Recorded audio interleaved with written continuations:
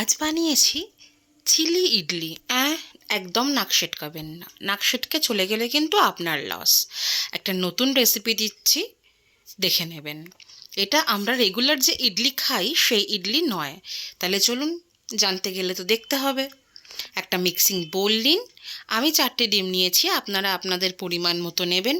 তাতে 2 চামচ অরিগ্যানো দিয়েছি স্বাদ মতো নুন, হাফ চামচ বেকিং সোডা, পেঁয়াজ, রসুন, কাঁচা লঙ্কা একসাথে কুচি করে নিয়েছিলাম, সেই কুচিগুলো দিয়ে খুব ভালো করে মিশিয়ে নিয়ে দেব 2 থেকে 3 চামচ ময়দা দিয়ে ভালো করে গুলে নিয়ে এরকম একটা থকথকে ব্যাটার তৈরি হয়ে গেলে সেখানে দেব হাফ কাপ দুধ দিয়ে ভালো করে মিশিয়ে নিয়ে রেখে দেব।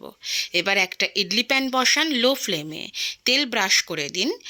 তারপরে এই ব্যাটারটা দিয়ে দেব, খুব বেশি ভর্তি দেব না।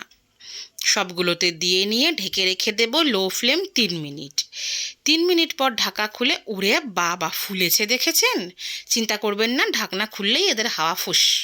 এবার শুধু চামচ দিয়ে উল্টে দিন, উল্টে রেখে লো ফ্লেম ঢাকা দিয়ে 2 মিনিট। এইভাবে যতক্ষণ ব্যাটারটা থাকবে ততক্ষণ আমাদের এই ডিমের ইডলিগুলো তৈরি করে নিতে হবে। তুলে নিন। এবার কড়াই বসান, কড়াইতে তেল দিন। তেল গরম হলে তাতে ওই পেঁয়াজ, রসুন, কাঁচা লঙ্কা কুচি দিয়ে 1 মিনিট হাই ফ্লেমে নেড়ে চেড়ে দিয়ে দেব কয়েক ফোঁটা সয়া সস, 3 চামচ টমেটো সস, 1 চামচ চিনি, হাফ চামচ নুন। আবারও এটাকে মিশিয়ে নিয়ে দেব পরিমাণ মতো জলটা দিয়ে হাই ফ্লেমে ফুটাতে হবে।